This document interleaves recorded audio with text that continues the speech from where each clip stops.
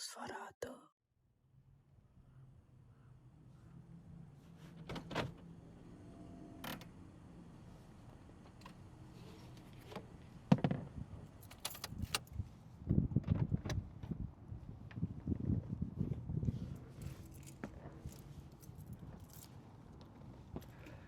Nosferatu. It's a new horror film written and directed by Robert Eggers. After its Christmas Day release, fans have already begun their outrage, calling it gruesome, a crazy teenage nightmare. Or is it a masterpiece? Nosferatu was filmed by cinematographer Jaron Blasky. I ain't gonna lie to y'all, a lot of these technical uses and equipment is, it's big words. I don't feel like doing that, so I'm gonna display it on the screen, like right here, somewhere on here, and y'all can see that.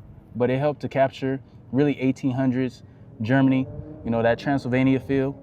The sound and the music behind the film was composed by Mark Corver, who did a great job of creating a dark, ominous, very the word that I used a lot of time was melancholy, and that's exactly what it sounded like listening to the film.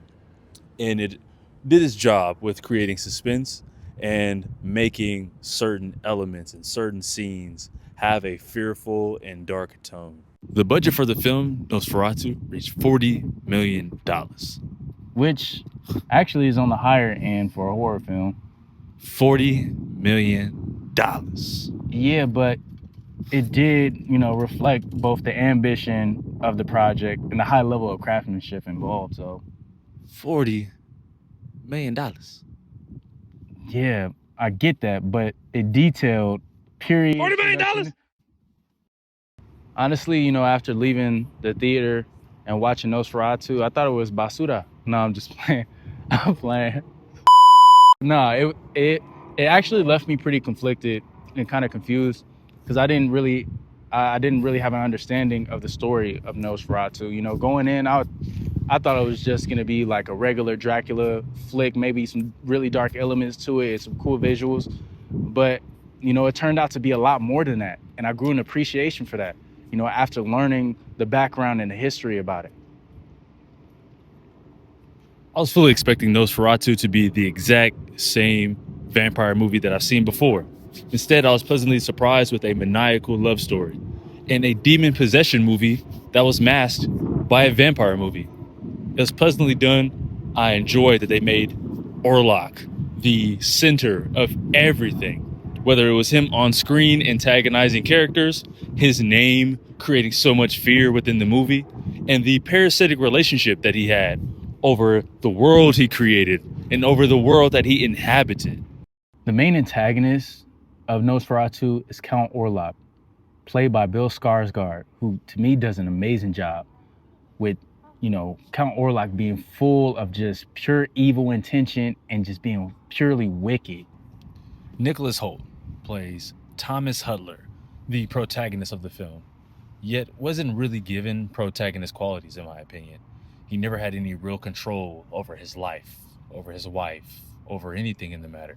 And it felt like the movie happened to him. Professor Alvin, played by Willem Dafoe. Literally iconic.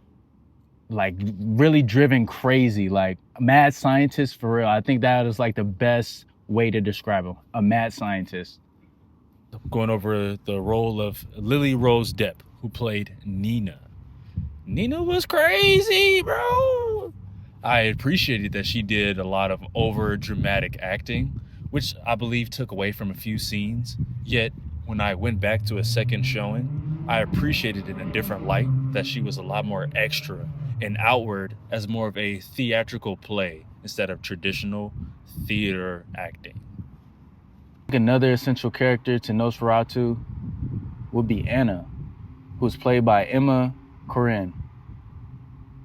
I think for her, what she symbolized to Ellen, like what she meant to Ellen, I think that was kind of important, I think it really established some sort of possibility of optimism, but also love and a sense of nurture within everything that's going on, because it was pretty dark overall, And I appreciated that it added her motherly like nature to it because of also her children, but also just her being like a loving friend and actually caring for Ellen regardless of the matter.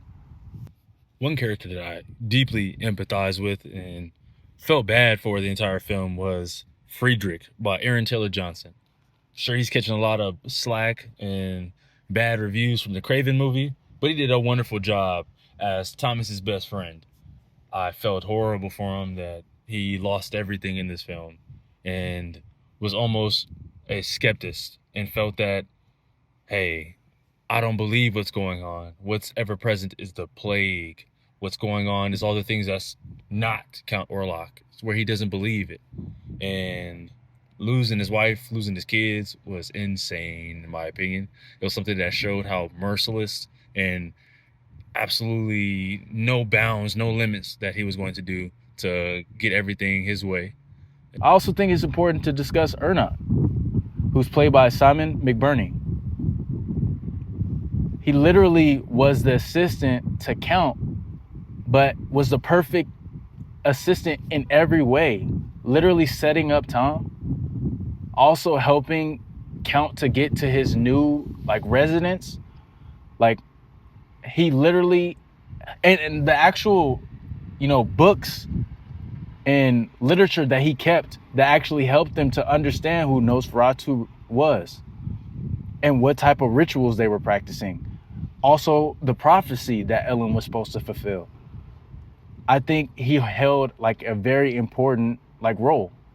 Next character is Dr. Wilhelm, played by Ralph Ineson. I'm not talking about that nigga. I don't like his name. It's not happening.